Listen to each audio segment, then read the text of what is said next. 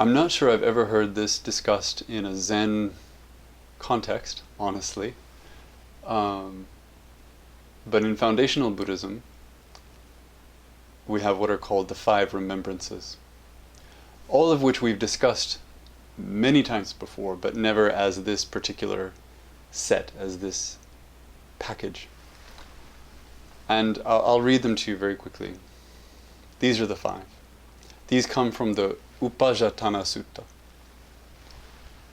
1. I am of the nature to grow old. There is no way to escape growing old.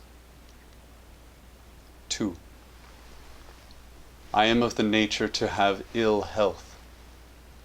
There is no way to escape having ill health.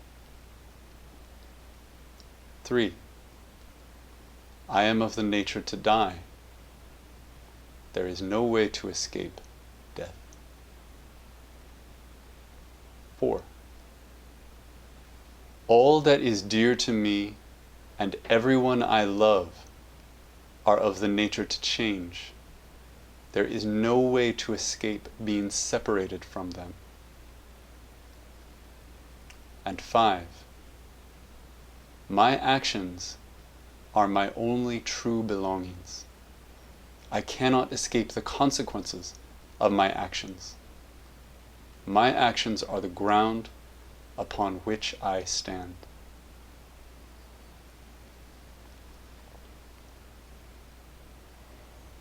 Fairly often someone will ask me, in a casual setting, what's Buddhism about? And my response to that has been refined over the years, but in the last few years, I usually go straight to the 3 seals, to dissatisfaction, impermanence, and non-self. And I say, these are kind of the structural underpinnings of Buddhism. But if I were being more skillful, I would probably have business cards printed up with the 5 remembrances on them. And when someone says, what is Buddhism? I would say, here, it's this.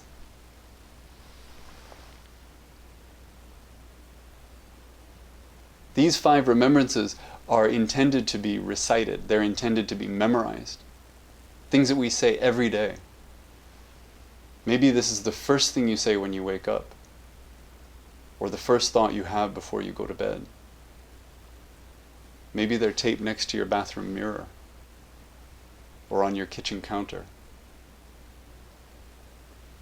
And as they become internalized, they become a kind of touchstone, constantly reminding ourselves that we are of the nature to grow old, and that there's no way around aging. That there is no way around sickness. There is no way around death. These first 3, of course, are basically what drove the Buddha to become the Buddha. These were the central wake-up calls of his life before he woke up.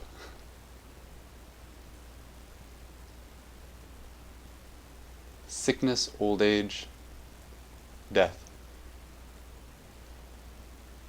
It's so commonsensical.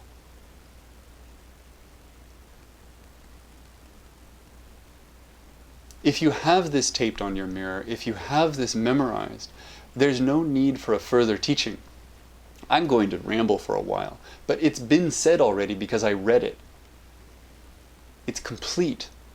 It's Buddhism at its very, very best. It's perfectly clear. It's perfectly compassionate. It's perfectly concise. And you can't argue with it. It must matter. So we have sickness, old age, death. And then we have these last 2. Number 4 is that all that is dear to me and everyone I love are of the nature to change. So this is the impermanence. There is no way to escape being separated from them. And there we have a little bit of the spice of dukkha. Right? Everything is going to change, and nothing is ever going to be as I want it to be, as I need it to be, as I think it should be. I can't keep the perfect thing. I can't keep anything.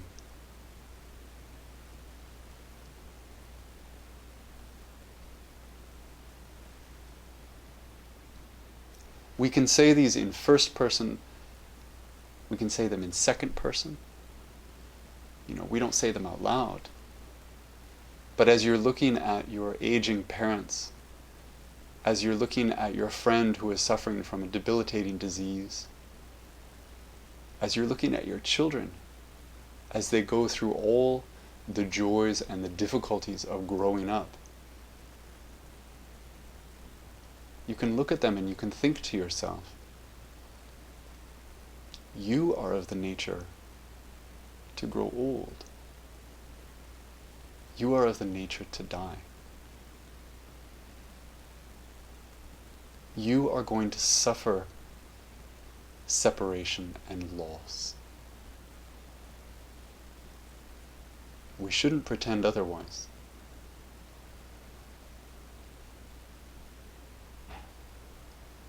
And of course we can say it as we.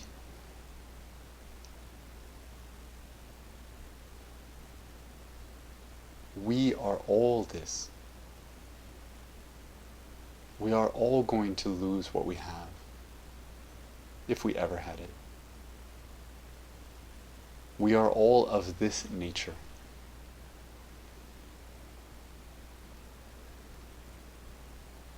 Some of my most grounded and simple moments in relationship to this practice have taken place in settings like subway stations. These moments of being crowded in by hundreds of people or thousands of people and looking out at so many faces, more than you can process. And then thinking, oh, we're all this. Everything that is true to me about this practice is true to them.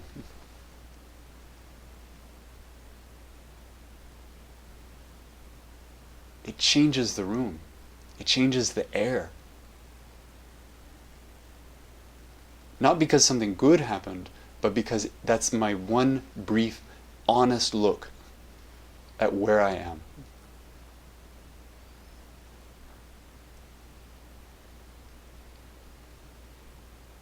And then we have number 5, which is maybe the most interesting. My actions are my only true belongings. I cannot escape the consequences of my actions. My actions are the ground upon which I stand. So this is about karma. I've heard it said, and maybe you have as well, this phrase, I don't know where this comes from, that we own our actions, but we don't own the fruits of our actions.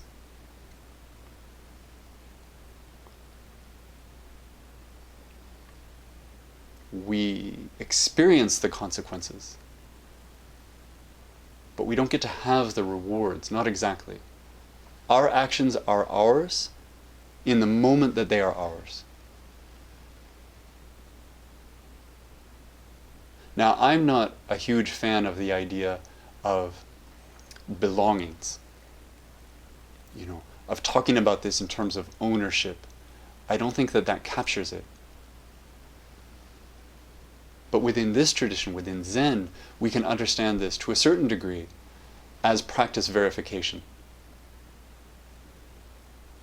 What we talked about last week, Dogen's central teaching. The meaning of what we do is expressed in what we do. It is the thing.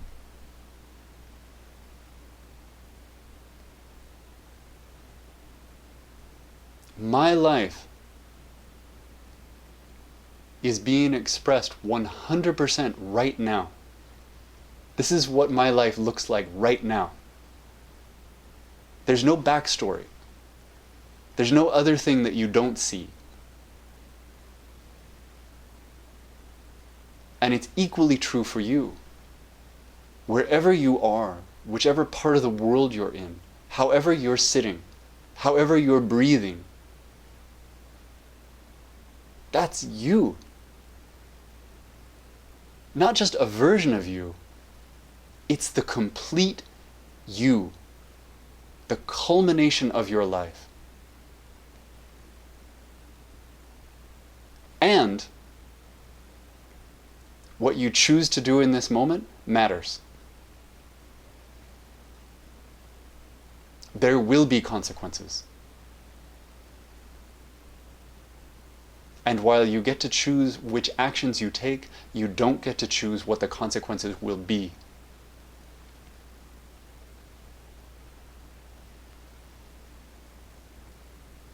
It's like you're aiming a bow and arrow while you're running. You know what you want to hit. Maybe you'll get it. Maybe you won't. You just do your best.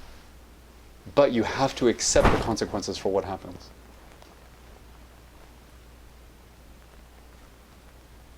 Because what other option is there? So number 5 is saying, what you do matters. So live like that.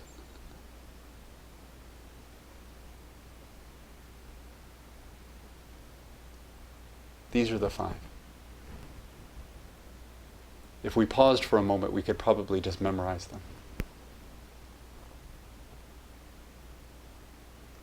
We could make a mnemonic. Something. But I wanted to add another piece to this because I think it's interesting. And it helps us remember. Even if we don't have it as a particular translation, or we don't always get it in order, which is that in another sutra, in the Devadutta Sutta, there's kind of a conversation about these 5, but from a different angle. And that angle is what are called the 5 divine messengers. There are 5 divine messengers we encounter. And they're reminders. The first one, and I love this, this makes me trust the whole list, is newborn babies.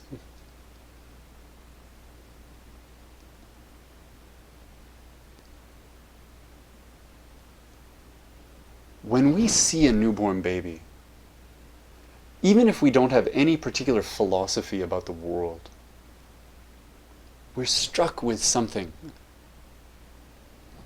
There's something earth-shattering about a newborn child.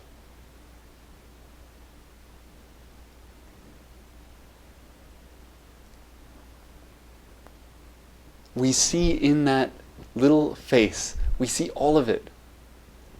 We see something so perfect. And we know that this can't remain. Right? And we would never wish for that baby not to grow up. We wouldn't wish for that baby not to get older. And at the same time, it's so perfect as it is. And when that child gets a little older, we may not be able to see that as clearly. So there's a sense of loss. There's an understanding that this is so temporary. And at the same time, so complete. The second divine messenger is, in the translation I read, a bent-over, broken-toothed old person.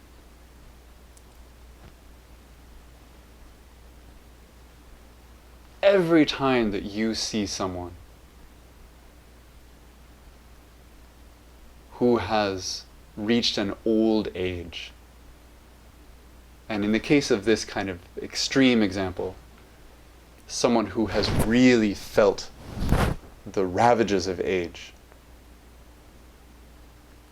that's a divine messenger. It's a kind of angel appearing to remind you, in case you forgot in this moment or for today, that you too are of the nature to grow old and that you cannot escape it. Don't look away. Say thank you. The third is someone who is suffering from an illness.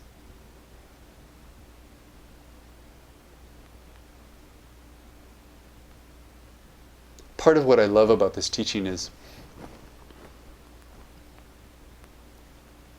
I know that I've heard people in my lifetime say, when they see someone else who is suffering, say something like, count your blessings, that you're not suffering in the same way. And what this teaching is saying is the opposite. Saying that person is suffering, don't kid yourself. That person is telling you the nature of your life. You may not feel it acutely in this moment, but this is what it is to be human. Again, don't look away. Realize what you're seeing with gratitude.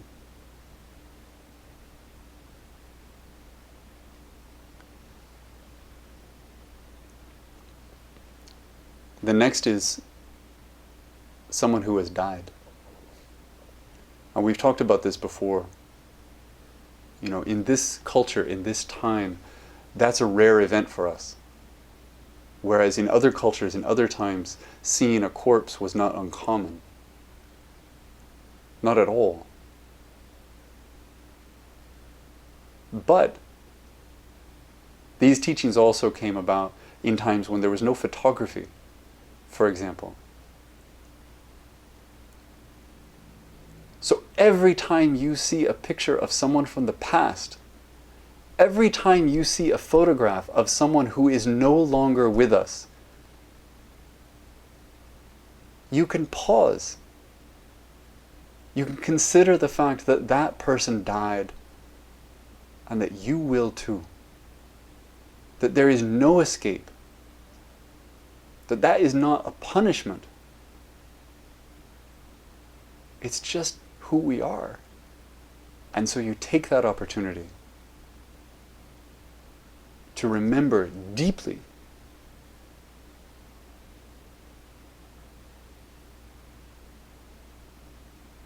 where you are.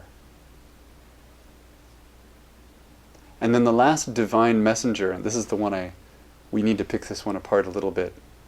This comes from a different place, is a punished criminal. Now, people may have had more faith in the criminal justice system 2,500 years ago than some of us do today. If I see a punished criminal today, I think my first question is whether any of what I'm seeing is right. It raises questions for me. This, of course, is to remind us of karma. So let's throw that one out. And just acknowledge that everything we do is a reminder about this. Every time you can't find your keys, it's because you put your keys somewhere else. That too is karma. Karma doesn't have to be justice. It doesn't have to be a balancing of the scales. That's a simplistic and dangerous view.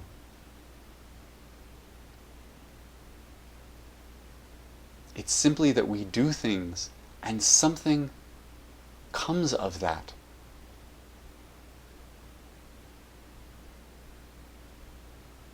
When you breathe out, your body needs to breathe in again.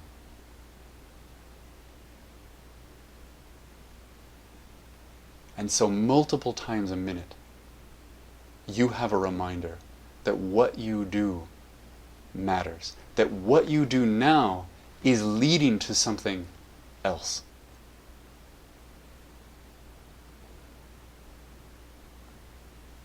And to bear the weight of that,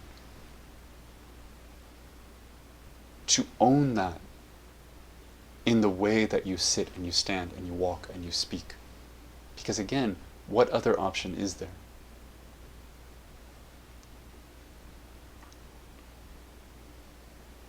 I love these. I love these.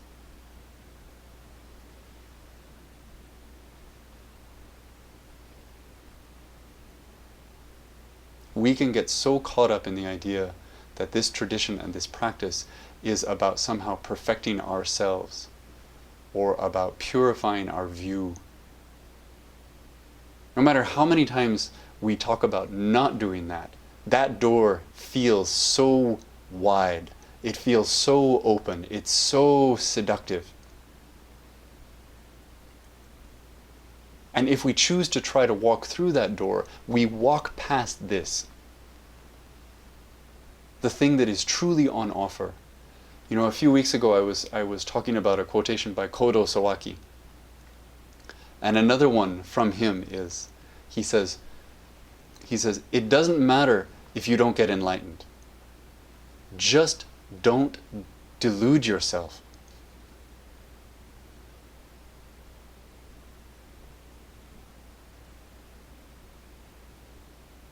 Don't worry about that big thing, that fantastical thing, that amazing thing. Just don't lie to yourself about the nature of your life. That's what these 5 are saying. Remember every day. Let these sink in. Let these be the air you breathe. And then, whatever you choose to do with your life, whatever actions you choose to take, come from that place of total honesty, of total transparency. There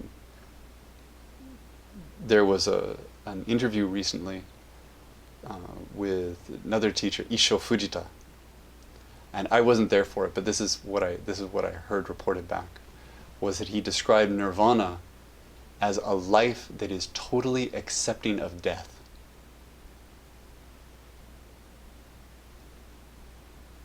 That's what these 5 are about. Not something out there. Something that is totally in accord with what is here. So if you're looking for a project, you know, get a 5x7 card, write these down. Stick it next to your mirror. Stick it on your kitchen counter. Put it on your dash. Don't read it while you're driving. Let this soak into your skin.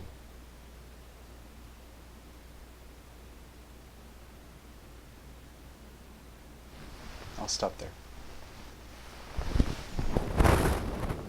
Let's bow.